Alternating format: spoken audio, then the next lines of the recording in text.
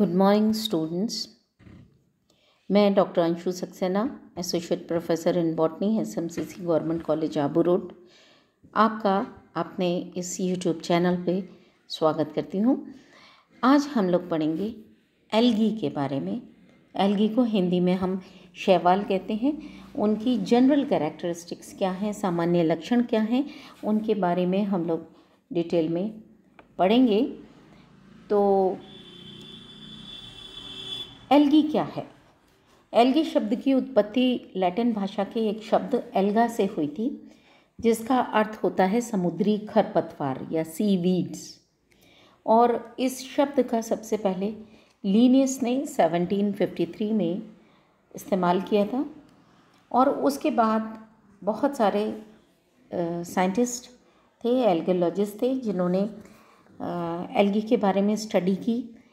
उनके नाम है फ्रिश, स्मिथ, चैपमैन है, प्रेस्कॉट है, सिंह है, अपने इंडियन साइंटिस्ट, जिन्होंने 1974 में एल्गी को परिभाषित करने का कोशिश की थी।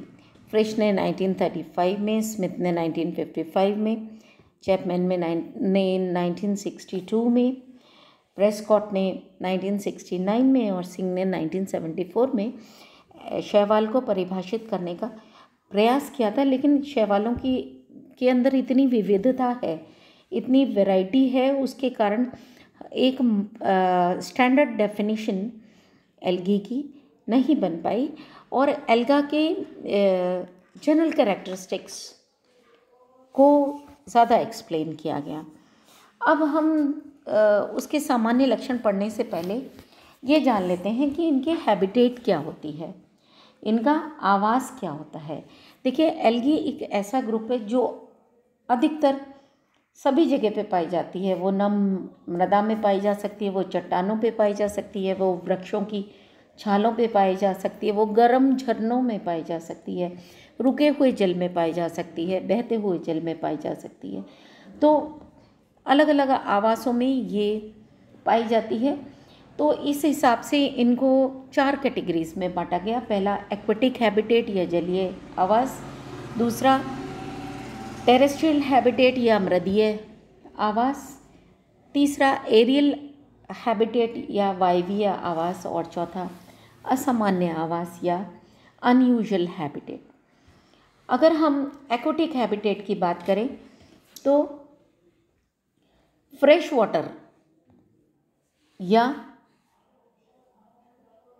समुद्री जल, स्वच्छ जलीय शैवाल या समुद्री जल में पाए जाने वाले शैवाल, ये 2 तरह के हैबिटेट हो सकते हैं। जल के अंदर, स्टैग्नेंट वाटर के अंदर, रुके हुए जल में, स्थिर जल में या प्रवाही जल में, रनिंग वाटर के अंदर पाए जाते हैं। जो स्टैग्नेंट वाटर के अंदर फ्रेश वाटर में होते हैं, उनके कुछ एग्जाम्पल्स हैं, जिग्निमा है, वॉलवॉक्स है, इडोगोनियम है, कीटोफोरा है, कारा है, ये सब रुके हुए जल में पाए जाते हैं। इसके अलावा जो रनिंग वाटर में पाए जाते हैं वो हैं क्लेडोफोरा, यूलोथ्रिक्स, इडोगोनियम की कुछ स्पीशीज़, बेट्राकोस्पर्मम, ये कुछ एल्गी हैं जो कि रनिंग वाटर में पाई जाती हैं। इसके अलावा सलाइन हैबिटेट के अंदर जो पाए जाते हैं वो हैं क्लैमाइडोमोनास की एक स्पीशीज़ होती है एरेनबर्गाई, क्लैमाइडोमोनास एरेनबर्गाई। ये खारे पानी की झील के अंदर पाई जाती है, जिनको कि हम इन प्लांट्स को हम हेलोफाइट्स कहते हैं, लवणोद्भिद कहलाए जाते हैं ये। इसके अलावा पेडियोस्ट्रम है, ऑसिलेटोरिया की कुछ स्पीशीज़ हैं जो कि लवण जलीय में पाए जाते, आवास के अंदर पाए जाते हैं, ये सलाइन वाटर में पाए जाते हैं। उसके बाद आता है मेराइन हैबिटेट। मेराइन हैबिटेट जो है वो समुद्री खारे जल के अंदर पाए जाते हैं। फियोफाइसी और रोडोफाइसी 2 क्लासेस हैं एल्गी की। उनके मेंबर्स अधिकतर समुद्री जल में पाए जाते हैं। एग्जाम्पल एक्टोकार्पस है, फ्यूकस है, लेमिनेरिया है, सरगासम है, पॉलीसाइफोनिया है, ग्रेसिलेरिया है। ये कुछ एल्गा है जो कि मराइन वाटर के अंदर पाई जाती हैं, जिसमें से एक्टोकार्पस है, पॉलीसाइफोनिया, ये हम लोग अपने सिलेबस में है, ये टाइप स्टडीज़ में हम लोग पढ़ेंगे। उसके बाद कुछ समुद्री शैवाल जो होते हैं वो जल की सतह पे पाए जाते हैं, जिनको प्लैंक्टोफाइट्स कहते हैं हम। कुछ एपिफिटिक होते हैं, अधिपादप होते हैं, जल जो प्लांट्स होते हैं उनके ऊपर लगे हुए होते हैं, उनको हम एपीफाइट्स कहते हैं। कुछ प्राणियों के ऊपर लगे हुए होते हैं, जैसे कि हमने क्लेडोफोरा की स्पीशीज़ जो कि स्नेल के शेल के ऊपर होती है, उसको हम एपिजोइक कहते हैं। कुछ चट्टानों से लगे हुए होते हैं जिनको हम लिथोफाइट्स कहते हैं। तो ये कुछ अलवण जलीय और समुद्री शैवाल होते हैं जो अलग अलग हैबिटेट में उगते हैं। टेरेस्ट्रियल हैबिटेट वाले जो एल्गा हैं उनमें पहला होता है सेफोफाइट्स। सेफोफाइट्स वाउचेरिया है, बॉट्रीडियम है, फ्रिशेला है, उडोक्लेडियम है। ये कुछ एल्गा हैं जो कि सेफोफाइट्स होते हैं, मृदा की सतह पर लगे हुए होते हैं। जनरली साइनोफाइसी क्लास के जो अधिकतर सदस्य होते हैं वो नम मृदा में आपको दिखाई देंगे। दूसरे होते हैं क्रिप्टोफाइट्स। क्रिप्टोफाइट्स जो होते हैं वो भूमिगत होते हैं, सबटेरेनियन होती है, मतलब जो सॉइल की सरफेस है उसके नीचे पाई जाती है। साइनोफाइसी के मेंबर्स नोस्टॉक है, एनाबिना है, या क्लोरोफाइसी का मेंबर क्लोरेला है, ये सारे भूमिगत होते हैं, भूमि की लेयर के, मृदा की लेयर के नीचे पाए जाते हैं। इनको हम क्या कहते हैं? क्रिप्टोफाइट्स कहते हैं। इसके बाद तीसरी तरह की एल्गी आती हैं एरियल हैबिटेट की, जो कि तनों पे, चट्टानों पे, दीवारों पे लगी होती हैं। टेलीफोन के जो तार हमें दिखाई देते हैं उनके ऊपर भी एल्गी लगी हुई होती है। तो इन सारे सबस्ट्रेटम के ऊपर, इन सब सबस्ट्रेटा के ऊपर या आधारों के ऊपर एरियल हैबिटेट में एल्गी लगी हुई होती है। इनके एग्जाम्पल्स, इनके को भी हमने फिर से कैटेगराइज किया है, जैसे एपीफिलोफाइट्स होते हैं। एपीफिलोफाइट्स जो होते हैं वो पत्तियों के ऊपर एपीफाइट्स की तरह से लगे होते हैं, पत्तियों पर अधिपादपी शैवाल होते हैं, जैसे कि रूबस है। उसके बाद में एपिफ्लोफाइट्स, ये वृक्षों की छालों पर लगे हुए होते हैं, जैसे कि हैप्लोसाइफोन एक एल्गी है, शाइजोथ्रिक्स है, ये भी एक एल्गी है। ये सब किस में पाई जाती हैं? वृक्षों की छालों के ऊपर पाए जाते हैं।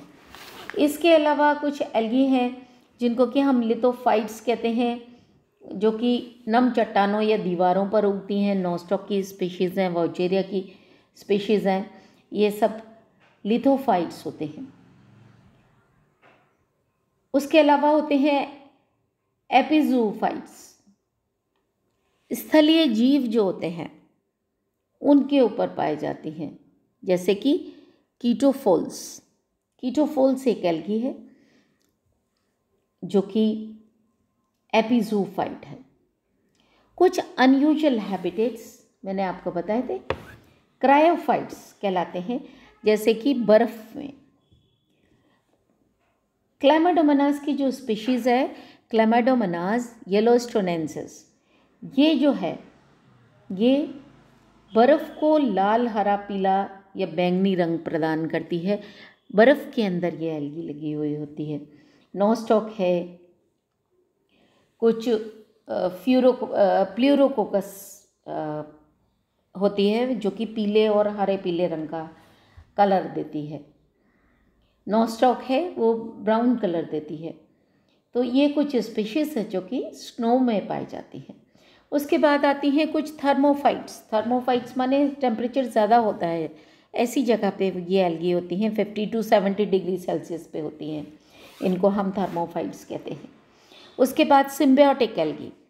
सिम्बायोटिक एल्गी वो एल्गी होती हैं जो कि सहजीवी संबंध बनाती हैं, जैसे कि लाइकेंस के अंदर। लाइकेंस में जनरली साइनोफाइसिन एल्गी, नॉस्टक है, साइटोनियम है, माइक्रोसिस्टिस है, क्रोकोकोकस है,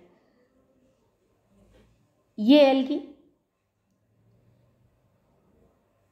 और क्लोरोला है, प्रोटोकोकस है, ये पामिलाज है, ये सारे मेंबर्स जो होते हैं ये सिम्बायोटिक एसोसिएशन रखते हैं लाइकेंस में, फंजाई के साथ में, कवकों के साथ में एक सहजीवी संबंध बनाते हैं। उसके बाद आती है एक और स्पेशल टाइप की या अनयूजुअल टाइप की है एल्गिल हैबिटेट, जिसको कि हम एंडोजूफिटिक कहते हैं, मतलब अंतः प्राणी पादप। ये शैवाल जो होते हैं वो प्राणियों के शरीर के अंदर पाए जाते हैं, जैसे कि ज़ूज़ेंथिला। ज़ूज़ेंथिला जो है वो स्पॉन्ज के अंदर पाया जाता है, स्पंजों के अंदर पाया जाता है। ज़ूक्लोरेला जो है वो हाइड्रा के अंदर पाई जाती है। उसके अलावा जो लास्ट हैबिटेट है वो है पैरासिटिक या परजीवी। कुछ शैवाल ऐसे होते हैं जो दूसरे पादपों के ऊपर परजीवी के रूप में रहते हैं, जैसे कि सिफेल्यूरोस वायरेसेंस। ये जो एल्गी है वो चाय और कॉफ़ी के अंदर रेड रस्ट डिजीज़ कॉज करती है। तो चाय और कॉफ़ी के जो पौधे होते हैं उनके अंदर ये, उनके ऊपर ये परजीवी के रूप में रहती है। So this is about the habitat of alga. Now let us study the general characteristics of alga. सामान्य लक्षण क्या होते हैं, इनका जो डिस्टिंग्विशिंग फीचर्स हैं। पहली बात तो ये है कि ये फोटो ऑटोट्रॉफ्स होते हैं। फोटो ऑटोट्रॉफ्स का मतलब फोटो माने प्रकाश की उपस्थिति में, ऑटो माने स्वयं, और ट्रॉफ माने पोषित। ये प्रकाश की उपस्थिति में स्वपोषित होते हैं, अपना खाना खुद बनाते हैं लाइट की प्रेजेंस में। That means they contain chlorophyll. Photosynthetic pigments होते हैं इनके अंदर, जैसे कि हरे पौधे एंजियोस्पर्मिक प्लांट्स अपना खाना खुद बनाते हैं, तो ये एल्गी भी अपना खाना खुद बनाती हैं। इनकी प्राइमरी है इनहेबिटेंट ये एक्वेटिक हैबिटेट रखते हैं। शुरू जो अगर हम प्रिमिटिव से एडवांस्ड एल्गी की तरफ चलें तो धीरे धीरे जैसे जैसे complexity towards the terrestrial habitat बढ़ती चली जाती है। जो प्रिमिटिव टाइप्स हैं वो एक्वेटिक होती हैं, जलीय होती हैं। उसके बाद धीरे धीरे वो सक्सेशन के टर्म्स में हम देखें तो एक्वेटिक से ये धीरे धीरे जैसे जैसे कॉम्प्लेक्सिटी बढ़ती चली जाती है ये टेरेस्ट्रियल हैबिटेट की तरफ मूव करते चले जाते हैं। तो इनकी शुरुआत एक्वेटिक हैबिटेट से होती है। फिर उसके बाद में इनकी जो वेजिटेटिव बॉडी होती है उसके अंदर कोई डिफ्रेंसिएशन नहीं होता, टिश्यूज़ का डिफ्रेंसिएशन नहीं होता। All the cells are alike, सारी कोशिकाएं समान होती हैं। सिर्फ रिप्रोडक्शन के वक्त कोशिकाओं में थोड़े बहुत उसके अंदर परिवर्तन हो जाते हैं, वो डिफ्रेंशिएट हो जाती हैं अलग वेजिटेटिव सेल से। अन्यथा ऐसे टिश्यूज़ नहीं होते कि जाइलम है कि फ्लोएम है या this is epidermis, this is collenchyma, this is chlorenchyma, ये सब नहीं पाया जाता उसमें। एल्गी में सिर्फ कोशिकाओं के समूह होते हैं जो कि वेजिटेटिव स्टेज में समान होती है। देन धीरे धीरे प्रोग्रेसिव कॉम्प्लेक्सिटी दिखाती हैं रिप्रोडक्शन में, यानी कि जनन जैसे जैसे हम प्रिमिटिव एल्गी से एडवांस्ड एल्गी की तरफ बढ़ते चले जाते हैं, रिप्रोडक्शन में कॉम्प्लेक्सिटी बढ़ती चली जाती है, जटिल होता चला जाती है रिप्रोडक्शन की प्रक्रिया, जनन की प्रक्रिया। फिर जैसे कि मेल और फीमेल गैमेट्स के फ्यूजन के बाद लैंगिक जनन में एम्ब्रियोज बनते हैं एंजियोस्पर्म्स के अंदर। तो इनमें एम्ब्रियोज नहीं बनते। मेल और फीमेल गैमेट्स के फ्यूजन के बाद एम्ब्रियो का फॉर्मेशन नहीं होता है और इनके जो वेजिटेटिव स्टेज है वो माइक्रोस्कोपिक सिंगल सेल से लेकर के बड़े बड़े सीवीड्स तक इसके अंदर हो सकते हैं। मतलब माइक्रोस्कोपिक स्ट्रक्चर से विशालकाय एल्गी भी पाई जा सकती हैं। यूनिसेलुलर से मल्टीसेलुलर तक होती हैं। एल्गल सेल्स अधिकतर जितनी भी क्लासेस हैं वो यूकैरियोटिक होती हैं एक्सेप्ट दी साइनोफाइसियन एल्गी, जिनको साइनोबैक्टीरिया भी कहते हैं because of the prokaryotic cellular structure. Prokaryotic कोशिकीय संरचना के कारण इनको हम साइनोबैक्टीरिया भी कहते हैं, साइनोफाइसी क्लास को, जो कि जिनकी स्ट्रक्चर्स हम लोग आगे डिटेल में पढ़ेंगे। तो उनके अतिरिक्त जितनी क्लासेस हैं एल्गी की वो सारी यूकैरियोटिक होती हैं और एल्गी की स्टडी को हम फाइकोलॉजी कहते हैं। सेल वॉल पतली होती है और रिजिड होती है, दृढ़ होती है। कुछ एल्गी चल होती हैं जैसे कि यूग्लिना वगैरह, उनके अंदर फ्लेक्सिबल सेल मेम्ब्रेन होती है जिसको कि हम पेरीप्लास्ट कहते हैं। सेल वॉल के चारों तरफ एक फ्लेक्सिबल जिलेटिन की बनी हुई मैट्रिक्स पाई जाती है। इसी कारण अधिकतर एल्गी जो होती हैं वो स्लिपरी होती हैं। जहाँ कहीं पे काई लगी हुई होगी आपका पैर फिसल जाएगा। Why? Because of the flexible gelatinous layer around the cell wall, जो उसको चिकना बना देती है, जिसको कि हम आउटर मैट्रिक्स भी कहते हैं। एक न्यूक्लियस होता है इसके अंदर। इफ़ इट इज़ नॉन सिनोसिटिक तो उसमें एक न्यूक्लियस पाया जाएगा। इफ़ इट इज़ सिनोसिटिक एल्गी तो इसके अंदर बहुत सारे न्यूक्लियाई पाए जाते हैं। इसके अंदर स्टार्च ग्रेन्यूल्स होते हैं, ऑयल ड्रॉपलेट्स होती हैं जो कि रिजर्व फूड मटेरियल की तरह से है, और वैक्यूल्स पाए जाते हैं, रिक्तिकाएँ इसमें पाई जाती हैं। और प्रकाश संश्लेषण के लिए क्लोरोफिल और दूसरे पिगमेंट्स इसके अंदर प्रेजेंट होते हैं। क्लोरोप्लास्ट जो होता है, जैसे कि एंजियोस्पर्म्स में क्लोरोप्लास्ट का स्ट्रक्चर आप लोगों ने पढ़ा होगा, तो वो डिस्क शेप्ड होता है जो कि स्ट्रोमा और ग्रेना में बटा हुआ करता था। लेकिन यहाँ पर क्लोरोप्लास्ट की various structures, various types of structures दिखाई देती हैं। एक क्लोरोप्लास्ट हो सकता है, एक कोशिका में ज़्यादा भी हो सकते हैं, 2 भी हो सकते हैं, उससे ज़्यादा भी हो सकते हैं, और वो उनकी शेप्स अलग अलग हो सकती हैं। रिबन लाइक हो सकती हैं, बार लाइक हो सकती हैं, नेट लाइक हो सकती हैं, डिस्क्रीट हो सकती हैं, डिस्क शेप्ड हो सकता है, स्टार शेप्ड हो सकता है। There are a variety of shapes of chloroplast.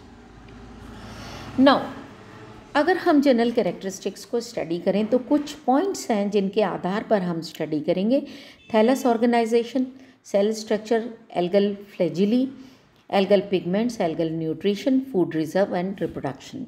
Now let us see this thallus organization first. 2 तरह की आपको बताई थी, या तो यूनिसेलुलर या मल्टीसेलुलर हो सकती हैं। यूनिसेलुलर एल्गी जो हैं वो सिंगल सेल्ड होती हैं, चल हो सकती हैं, जिनमें कि फ्लैजिली पाए जाते हैं। 2 फ्लैजिली पाई जाती हैं, जैसे कि क्लैमाइडोमोनास है, यूग्लिना है, या फिर वो नॉन मोटाइल हो सकती हैं जैसे कि डायटम्स होती हैं। कैरोफाइसी अधिकतर सारे ग्रुप्स के अंदर एक्सेप्ट कैरोफाइसी, फियोफाइटा और क्लोरोफाइटा और फियोफाइटा के अंदर ये जो यूनिसेलुलर एल्गी पाई जा सकती हैं, और कैरोफाइसी जो फैमिली है उसके अंदर ये नहीं पाई जाती यूनिसेलुलर एल्गी। अब ये 4 तरह की हो सकती हैं। It can be rhizopodial. Rhizopodial alga का जो एग्जाम्पल है, राइजोपोडियल को हम अमीबॉइड भी कह सकते हैं। आप लोगों ने अमीबा पढ़ा होगा। अमीबा एक एनिमल होता है जिसके अंदर स्यूडोपोडिया पाए जाते हैं, कूटपाद पाए जाते हैं, और जिस तरफ उसको मूव करना होता है उस तरफ वो स्यूडोपोडिया बनता चला जाता है, और इसकी अमीबा की शेप वेरिएबल होती चली जाती है, कोई एक निश्चित आकृति नहीं होती है इसकी अमीबा की। तो ऐसे ही ये जो राइजोपोडियल एल्गी होती हैं जिसका कि एग्जाम्पल है राइजोक्लोरिस है, राइजोक्राइसिस है, ये राइजोपोडियल टाइप की एल्गी पाई जाती हैं। उसके बाद जो फ्लैजिलेट होती हैं, ये कशाभिकाएँ किस लिए होती हैं? गतिशीलता प्रदान करती हैं एल्गा को। यूग्लिनोफाइसी है, क्लोरोफाइसी है, क्राइसोफाइसी है, ज़ेंथोफाइसी है, क्रिप्टोफाइसी है, इनके अंदर ये फ्लैजिलेट स्ट्रक्चर्स पाए जाते हैं। कशाभिकाओं की संख्या और उनकी स्थिति भिन्न भिन्न हो सकती है, जैसे कि क्लैमाइडोमोनास के अंदर 2 फ्लैजिली होती हैं, यूग्लिना के अंदर एक ही फ्लैजिला पाया जाता है, या फिर वो नॉन फ्लैजिलेट भी हो सकते हैं, जैसे कि क्लोरेला है, यूनिसेलुलर है और वो फ्लैजिला नहीं पाए जाते उसके अंदर, या फिर डायटम्स होते हैं उनके अंदर भी यूनिसेलुलर होते हैं, उनके अंदर फ्लैजिली पाई नहीं जाती। उसके अलावा वो स्पाइरल या फिलामेंटस भी हो सकते हैं, नॉन मोटाइल हो गए। अब आते हैं जब कोशिकाओं के समूह होते हैं जिसको कि कॉलोनियल एल्गी बोलते हैं। कॉलोनियल एल्गी जो होते हैं वो कई तरह की हो सकती हैं। पहला है सिनोबियल, सिनोबियम बनाते हैं। सिनोबियल एल्गी कौन सी हुई? एक बहुत सारी कोशिकाओं के चारों तरफ एक म्यूसिलेज की लेयर होती है, और उस म्यूसिलेज में वो कोशिकाएं तैरती हुई रहती हैं, और इन कॉलोनीज़ का एक निश्चित आकार होता है और निश्चित आमाप होता है, definite shape, size and arrangement of cells. इसको हम क्या बोलते हैं? इसको हम बोलते हैं सिनोबियल टाइप, जैसे कि वॉलवॉक्स के अंदर होती है। उसके बाद होता है palmelloid type, irregular arrangement of cells होता है, असमान होता है कोशिकाओं का विन्यास, और उनकी संख्या में विविधता पाई जा सकती है, उनके शेप में विविधता पाई जा सकती है, उनकी साइज में विविधता पाई जा सकती है। फॉर एग्जांपल टेट्रास्पोरा, क्लैमिडोमोनास भी पामेलॉइड स्टेज बना लेती है कई बार। उसका बाद आती है डेंड्रॉइड, माइक्रोस्कोपिक ट्री जैसा दिखाई देता है due to union of mucilaginous threads present at the base of each cell. हर कोशिका के बेस पर कुछ थ्रेड लाइक स्ट्रक्चर्स होती हैं, म्यूसिलेजिनस थ्रेड्स होती हैं, जो कि एक ट्री लाइक अपीयरेंस दे देते हैं। एग्जाम्पल है क्राइसोडेंड्रॉन।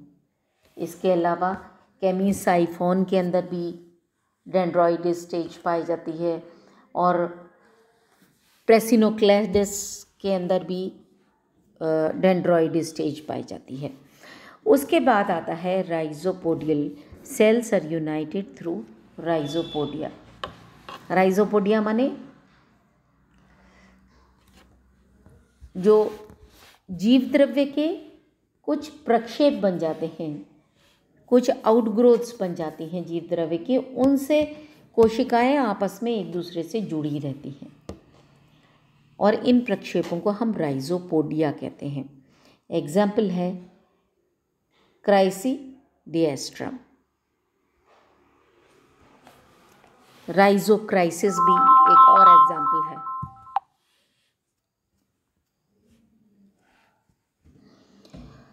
उसके बाद अब आप आइए, this is the structure of Volvox. Volvox में ये डॉटर कॉलोनीज आप देख सकते हैं।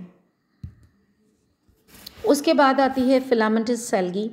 फिलामेंटस सेल्गी में क्या होता है कि इस तरीके से फिलामेंट्स बनते हैं कि जो डॉटर सेल्स बनती हैं, नई कोशिकाएं बनती हैं सेल डिवीजन के बाद, वो सेल्स एक चेन में व्यवस्थित हो जाती हैं, एक श्रृंखला में व्यवस्थित हो जाती हैं और एक पूरा तंतु बना लेती हैं, ये फिलामेंट बना लेती हैं।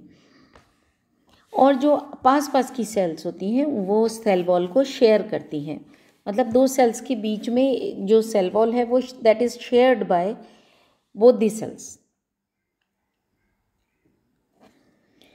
उसके बाद में अनब्रांच्ड भी हो सकती हैं, ये ब्रांच्ड भी हो सकती हैं। इफ़ दे आर अनब्रांच्ड माने अशाखित होती हैं, एक ही सीरीज़ में जब तंतु बनता है उसको हम अनब्रांच्ड कहते हैं, जैसे कि जिग्निमा और यूलोथ्रिक्स, या फिर वो ब्रांच होता है या मल्टीसीरेट होता है जैसे कि क्लैडोफोरा में, या फिर इरेगुलरली मल्टीसीरेट होता है जैसे कि पिथोफोरा के अंदर। This is the colony of, this is the filament of Zygnema, जिसके अंदर ये सारी कोशिकाएं हैं। ये कोशिकाएं हैं जो एक श्रृंखला में व्यवस्थित हैं। यहाँ पर इसमें ये वाला, ये देखिए, इसमें क्या होता है, स्टार शेप्ड क्लोरोप्लास्ट पाया जाता है। उसके बाद दो तरह के साइफोन्स होते हैं, सिनोसिटिक या साइफनस बॉडी। वाउचेरिया एक बहुत बढ़िया एग्जाम्पल है, जिसके अंदर एक बड़ी लार्ज मल्टीन्यूक्लिएटेड सेल होती है जो कि काफ़ी बड़े एरिया में फैली होती है, जिसके अंदर क्रॉस वॉल्स नहीं होती हैं, या हम कहें कि कोशिकाओं के बीच में सेप्टा नहीं पाए जाते, पट नहीं पाए जाते। मल्टी न्यूक्लिएट कंडीशन होती है and this condition is known as संकोशिक अवस्था या coenocytic stage.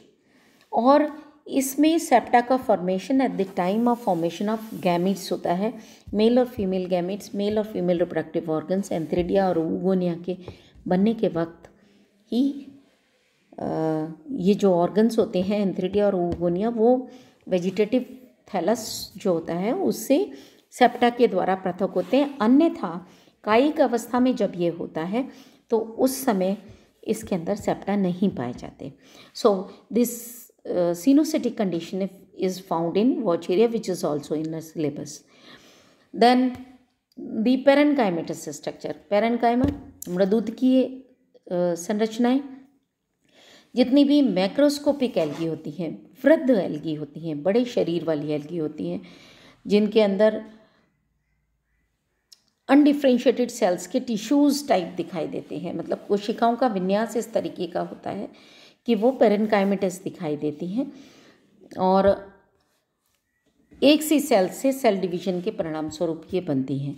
Example is Alva. अब हम पढ़ते हैं सेल का स्ट्रक्चर। सेल जनरली यूकैरियोटिक होती है, जो कि जिसमें सेल वॉल होता है, न्यूक्लियस होता है, न्यूक्लियर मेम्ब्रेन होती है, ऑर्गेनेल्स होते हैं, माइटोकॉन्ड्रिया है, गोल्गी एपरेटस है, एंडोप्लाज्मिक रेटिकुलम है, प्लास्टिड्स हैं, ये सारे जो कि यूकैरियोटिक कोशिका के अंदर पाए जाते हैं, वो सारे स्ट्रक्चर्स इसमें पाए जाते हैं। एक बीच की अवस्था होती है जिसको कि मीजोकैरियोटिक स्टेज कहते हैं, जो कि डायनोफाइसी के अंदर पाई जाती है, जिसके अंदर यूकैरियोटिक कैरेक्टर्स और प्रोकैरियोटिक कैरेक्टर्स, दोनों तरह के कैरेक्टर्स पाए जाते हैं। यूकैरियोटिक कैरेक्टर्स तो होते हैं कि उनके अंदर न्यूक्लियस और न्यूक्लियर मेम्ब्रेन और क्रोमोसोम्स पाए जाते हैं, जबकि प्रोकैरियोटिक कैरेक्टर्स ये है कि उसके अंदर जो बेसिक प्रोटीन्स होती हैं ना, क्रोमोसोम्स के अंदर हिस्टोन्स जो प्रोटीन्स होती हैं, वो प्रोटीन्स एब्सेंट होती हैं। तो this is the prokaryotic characteristic. So इनके अंदर इनको हम कहते हैं मीजोकैरियोटिक स्टेज। और प्रोकैरियोटिक स्टेज साइनोफाइसिन एल्गी के अंदर पाई जाती है, जिसके अंदर एक well defined nucleus with nuclear membrane and nucleolus नहीं पाया जाता और न्यूक्लियोइड पाया जाता है इसके अंदर, जो कि प्रिमिटिव टाइप का न्यूक्लियस होता है। इसके अलावा सेल ऑर्गेनेल्स, माइटोकॉन्ड्रिया वगैरह 70s रिबोसोम्स पाए जाते हैं, माइटोकॉन्ड्रिया नहीं पाई जाती इसके अंदर। तो जितनी भी साइनोफेसिन एल्गे हैं उनके अंदर हमको प्रोकैरियोटिक स्टेज दिखाई देती है। तो 3 तरह की सेलुलर ऑर्गेनाइजेशन हो गया, एक तो यूकैरियोटिक, एक प्रोकैरियोटिक और एक मीजोकैरियोटिक। कुछ में ट्रू सेल वॉल नहीं पाई जाती, जैसे कि यूग्लिना है, उसके अंदर नहीं पाया जाता। और एक सिर्फ मेम्ब्रेन पाई जाती है जिसको कि पेलिकल कहते हैं। इसको हम पेलिकल कहते हैं, जो कि साइटोप्लाज्म के चारों तरफ पाई जाती है। Motile flagella possesses a pigment spot. Flagella के नीचे एक आई पिगमेंटेड स्पॉट होता है जिसको कि हम आई स्पॉट या स्टिग्मा कहते हैं। वहाँ से फ्लैजिली निकलती हैं। उसके बाद सेल वॉल जो होती है उसमें कार्बोहाइड्रेट्स और कुछ सब्सटेंसेस लाइक एल्जिनिक एसिड, फ्यूकोइडिन, फ्यूसिन, हेमीसेल्यूलोज, ये सब पाए जाते हैं। Mitochondria, Golgi apparatus, endoplasmic reticulum वगैरह प्रेजेंट होते हैं। अब एल्गल फ्लैजिली देखिए, फ्लैजिली जो होते हैं या कशाभिकाएँ जो होती हैं वो रोडोफाइसी को छोड़कर बाकी सारी एल्गी में पाई जा सकती हैं। और इनका फंक्शन क्या है? मोटिलिटी या लोकोमोशन, चलन में या गतिशीलता प्रदान करती हैं जितने भी कशाभिकाएँ होती हैं। अब ये 2 तरह की हो सकती हैं। पहला है विप्लश टाइप, जिसको कि हम एक्रोनिमेटिक कहते हैं, जिसकी सरफेस एकदम स्मूथ होती है। और दूसरा टिंसल टाइप होता है जिसको कि हम प्लीरोनिमेटिक भी कहते हैं।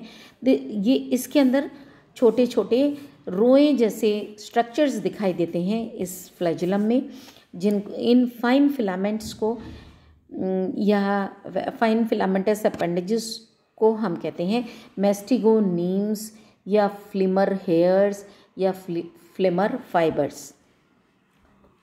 तो ये जो हेयर लाइक प्रोजेक्शंस होते हैं इनको हम मेस्टिगोनीम्स या फ्लिमर हेयर्स या फ्लिमर फाइबर्स कहते हैं। सो these hair like projections are present on tinsel type of flagella, whereas whiplash type of flagellum is always smooth walled और smooth surfaced।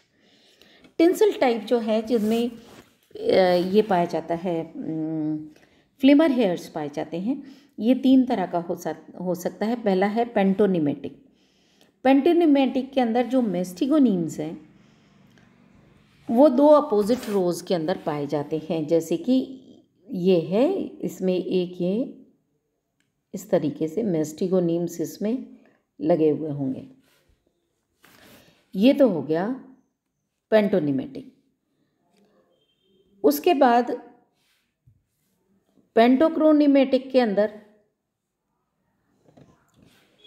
जो फ्लैजिलम है ना, उसके ऊपर एक फ्लिमर हेयर होगा टर्मिनल पोजीशन पे। यहाँ पर फ्लिमर हेयर है, 1 टर्मिनल फाइब्रिल पाया जाता है। और स्टाइकोनिमेटिक में क्या होता है कि जो फ्लिमर हेयर्स होते हैं सिर्फ एक तरफ पाए जाते हैं, ओनली ऑन वन साइड। तो ये 3 तरह के फ्लिमर हेयर्स के अरेंजमेंट के आधार पर टिंसल टाइप ऑफ फ्लैजिली होते हैं, पेंटोनिमेटिक, पेंटोक्रोनिमेटिक एंड स्टाइकोनिमेटिक। उसके बाद एल्गल पिगमेंट की बात करते हैं। इसमें क्लोरोप्लास्ट होता है, न्यूक्लियर रीजन और कॉम्प्लेक्स ऑर्गेनेल्स पाए जाते हैं। थाइलाकॉइड्स ग्रेना में पाई जाती हैं। ग्रेनम के अंदर एक स्टैक ऑफ थाइलाकॉइड्स होता है। Thylakoids are grouped into grana. Pyrenoids are centres of carbon dioxide fixation. Carbon dioxide के फिक्सेशन का जो सेंटर है वो क्या है? पायरेनॉइड है। कार्बन डाइऑक्साइड का फिक्सेशन किस में होता है? फोटोसिंथेसिस में होता है। उसकी फर्स्ट स्टेज है कि carbon dioxide is taken up by ribulose 1,5 diphosphate. तो ये कहाँ पे होती है प्रक्रिया? पायरेनॉइड्स के अंदर होती है, क्लोरोप्लास्ट के अंदर जो कि प्रेजेंट होता है। Pyrenoids are not membrane bound organelles. Pyrenoid के अंदर कोई भी मेम्ब्रेन नहीं होती है उसके चारों तरफ। लेकिन यहाँ पर वो प्लास्टिड्स प्रेजेंट होते हैं पायरेनॉइड में, जिसके अंदर high levels of ribose 1,5 diphosphate carboxylase enzyme होता है, जिसकी प्रेजेंस में रिबोलोज 1,5 डाइफॉस्फेट जो होता है वो कार्बन डाइऑक्साइड को फिक्स करके एक 6 कार्बन अनस्टेबल कंपाउंड बनाता है, और ये 6 कार्बन अनस्टेबल कंपाउंड फिर 3 फॉस्फोग्लिसरिक एसिड के 2 मॉलिक्यूल्स में बट जाता है, जो कि केल्विन साइकिल की शुरुआत होती है। सो दिस हार्मोन रिबोलोज 1,5 बिसफॉस्फेट या डाइफॉस्फेट कार्बोक्सिलेज या ऑक्सीजनेज, अगर वो कार्बन डाइऑक्साइड के साथ रिएक्ट कर रहा है तो कार्बोक्सिलेज, ऑक्सीजन के साथ रिएक्ट करते हो ऑक्सीजनेज उसको कहेंगे हम। तो ये कार्बन डाइऑक्साइड फिक्सेशन के लिए आवश्यक जो एंजाइम है, this is found in pyrenoids. Now plastids होते हैं, जो पिगमेंट्स हैं उनको वो प्लास्टिड्स के अंदर प्रेजेंट होते हैं। ल्यूकोप्लास्ट हो सकता है, if it is colourless plastid then it is called as leucoplast. अगर ये कलरफुल होता है तो क्रोमोप्लास्ट कहलाता है। क्रोमोप्लास्ट में क्लोरोफिल ए क्लोरोफिल बी होता है, और क्रोमेटोफोर्स सिर्फ क्लोरोफिल ए में पाए जाते हैं। तो इसके अंदर जो पिगमेंट्स होते हैं वो है 5 तरह के क्लोरोफिल्स होते हैं। जेंथोफिल्स 20 टाइप के होते हैं, कैरोटीन्स 5 टाइप के होते हैं, और फाइकोबिलिन्स 7 तरह के होते हैं। क्लोरोफिल ए जो होता है वो सब में मौजूद होता है। जेंथोफिल्स येलो ब्राउन एल्गी में प्रेजेंट होते हैं, येलो ब्राउन कलर का होता है, जो कि क्लोरोफाइसी में और फियोफाइसी के अंदर पाया जाता है। बीटा कैरोटीन अधिकतर एल्गी में पाया जाता है। फाइकोबिलिन्स के अंदर 2 तरह के होते हैं, फाइको एरिथ्रिन एंड फाइकोसाइनिन, जो कि रोडोफाइसी के अंदर पाए जाते हैं। अब एल्गल न्यूट्रिशन जो होता है ऑटोट्रॉफिक, आपको बताया कि स्वपोषित होते हैं, synthesise their own food from carbon dioxide and water, और अपना खाना खुद बना रहे हैं। एक्वेटिक फॉर्म्स होती हैं, वो कहाँ से कार्बन डाइऑक्साइड लेती हैं? कार्बन डाइऑक्साइड और पानी, जो कि डिफ्यूजन से कार्बन डाइऑक्साइड लेती हैं और ऑस्मोसिस से पानी लेती हैं। एरियल जो टाइप्स होती हैं या वाया एल्गी हैं, वो वाटर नम आधार से, डैम्प सबस्ट्रेटम से, और कार्बन डाइऑक्साइड हवा से लेती हैं। ये अपना खाना इस तरीके से बनाती हैं। ये जो होती हैं ऑयल्स और प्रोटीन्स कार्बोहाइड्रेट से बनाती हैं। अब रिजर्व फूड कौन सा होता है? फूड मटेरियल पॉलीसैकेराइड्स के रूप में इकट्ठा होता है। ट्रू स्टार्च क्लोरोफाइटा में, और कैरोफाइटा के अंदर तो ट्रू स्टार्च बनता है। फ्लोरिडिन स्टार्च रोडोफाइटा में पाया जाता है। लेमिनेरिन जो होता है वो ब्राउन एल्गी में होता है। रिजर्व फूड पैरामाइलॉन है, वो यूग्लिनॉइड्स के अंदर होता है। ल्यूकोसिन है, वो जेंथोफाइटा में पाया जाता है, बेसिलरियोफाइटा में पाया जाता है, और क्राइसोफाइटा में पाया जाता है। उसके बाद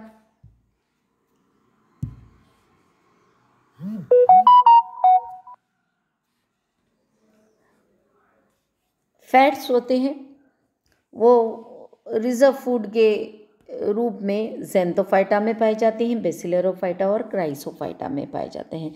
सो these are the foods, these are the chemicals in the form, or the polysaccharides in the form of which are reserved in the plant algal cell as reserve food. Then the reproduction in algae. Mostly जो algae हैं वो sexual और asexual, लैंगिक और अलैंगिक दो तरीके से जनन करती हैं। सेक्सुअल रिप्रोडक्शन जो होता है वो एनवायरमेंटल स्ट्रेस के की स्टेज में होता है, मतलब जब प्रतिकूल परिस्थितियां होती हैं ना, तब वो लैंगिक जनन की तरफ जाते हैं। लेकिन जब अनुकूल परिस्थितियां होती हैं तो वो शॉर्टेस्ट रूट ऑफ मल्टीप्लिकेशन अपनाएंगे। सबसे छोटा रास्ते से आप अपनी संख्या में अभिवृद्धि करें। वो कौन सा होगा? एसेक्सुअल रिप्रोडक्शन या अलैंगिक जनन, जिसमें सिर्फ माइटोसिस होता है। Now what are the stages of sexual reproduction? पहला है मियोसिस, अर्धसूत्री विभाजन। गैमेट्स के फॉर्मेशन, मेल और फीमेल गैमेट्स के फॉर्मेशन के वक्त अर्धसूत्री विभाजन होगा, जिससे उनका क्रोमोसोम नंबर आधा हो जाएगा। Male gamete would be N and the female gamete would be N. Both will fuse and form the zoospore which is 2N. और इस स्पोर को हम, ये जो जूस्पोर्स हैं, ये आपस में मिल करके जाइगोस्पोर बना लेते हैं। जाइगोट बनेगा, वो भी एक तरह का स्पोर होगा जो कि स्विम करेगा पानी के अंदर कुछ समय के लिए, और फिर उसके बाद में it will settle down at the substratum, और सबस्ट्रेटम पे लगने के बाद अपनी फ्लैजिली हटा देगा और वहाँ पर वो अपनी फिलामेंटस स्ट्रक्चर बना लेगा। इफ़ इट इज़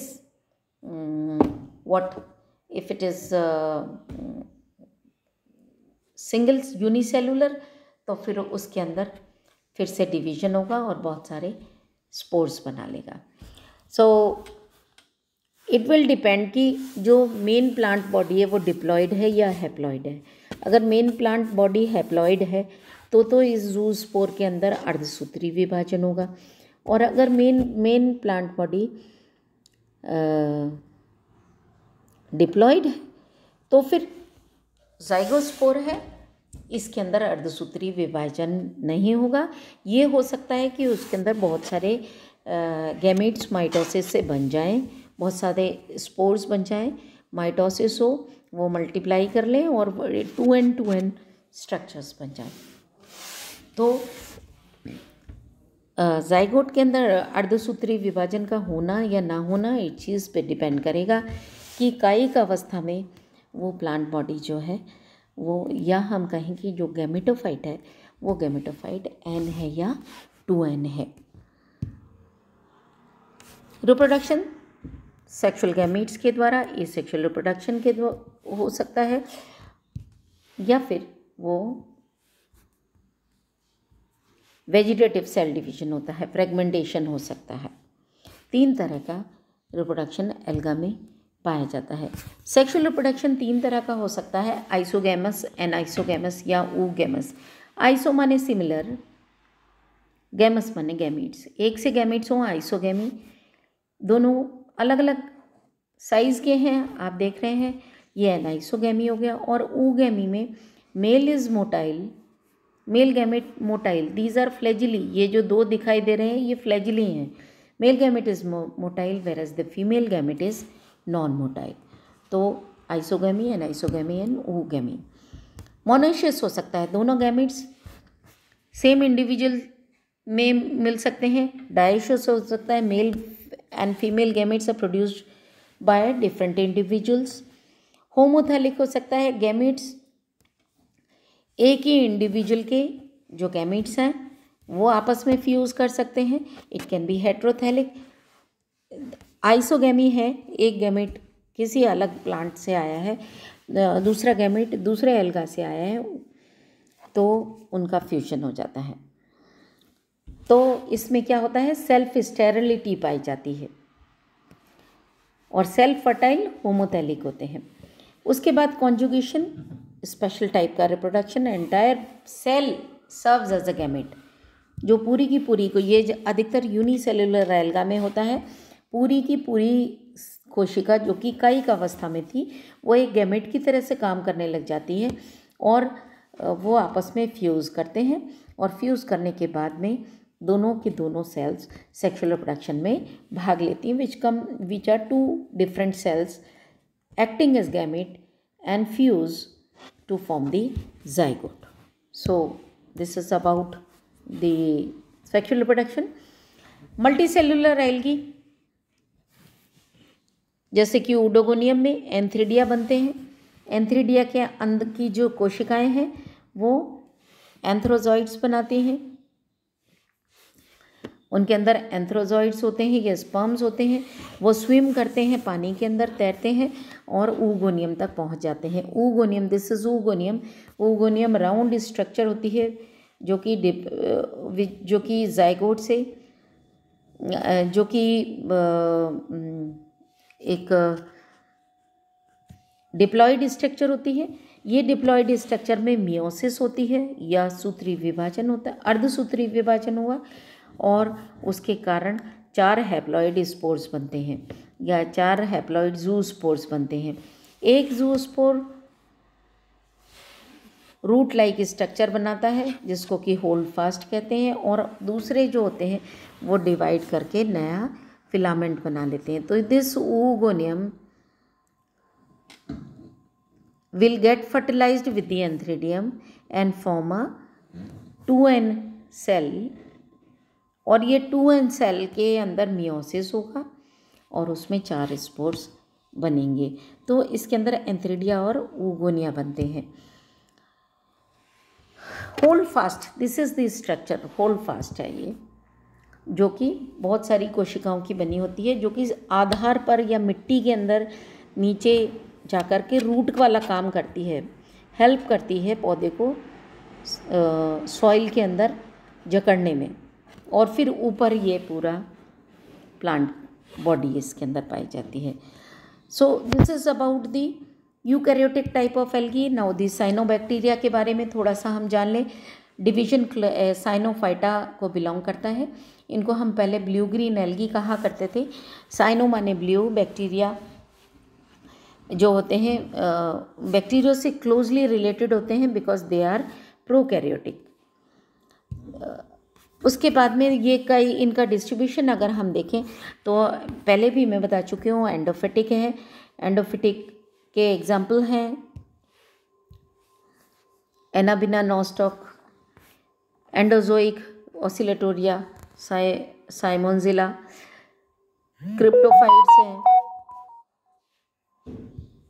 क्रिप्टोफाइट्स हैं, फेर्मिडियम है, एपिलिथिक है, सेप्रोपेलिक है, इन लूज लाइंग मतलब ये है कि बॉल्स की तरह से बनाती हैं, ये बॉल बना लेती हैं, लूजली पड़ी होती हैं और आपस में गुथ करके गोल गोल बॉल्स बना लेती हैं, या फिर वो लाइकेंस के साथ में कॉम्बिनेशन में दिखाई देती हैं। साइनोबैक्टीरिया के अंदर क्लोरोफिले, फाइकोबिलिन प्रोटीन्स होती है, फाइकोएरिथ्रिन होती है, फाइकोसाइनिन होती है which provide the blue green colour, और allophycocyanin, these are the pigments. Storage food is glycogen, cyanophycin granules पाए जाते हैं। सेल वॉल के अंदर अमीनो एसिड्स और शुगर्स पाए जाते हैं। नॉन फिलामेंटस फॉर्म्स होती हैं, सिंगल सेलुलर होती हैं, पामेलाइट कॉलोनीज होती हैं। यूनिसेलुलर फॉर्म्स स्फेरिकल या ओवल होती हैं। कॉलोनियल फॉर्म्स म्यूसिलेज लिए हुए होती हैं, मे बी डिफरेंट साइज और शेप। ये कुछ फोटोग्राफ्स हैं जो कि पामेलाइट कॉलोनीज को बता रहे हैं। उसके बाद ऑसिलेटोरिया का ट्राइकोम, दिस साइनोफाइसी की जो बॉडी होती है उसको थैलस जो होता है उसको हम क्या बोलते हैं, ट्राइकोम बोलते हैं। This is Oscillatoria which is in our syllabus also. So these are filamentous forms. ये नॉस्टॉक भी हमारे कोर्स में है। ये नॉस्टॉक ऐसा माला जैसी संरचना दिखाई देती है जो कि एक म्यूसिलेजिनस शीथ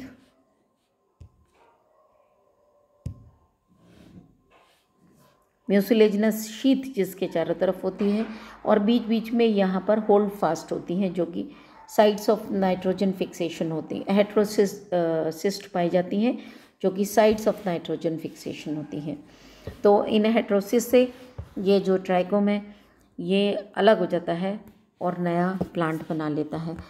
तो this is the structure, beaded structure of nostoc.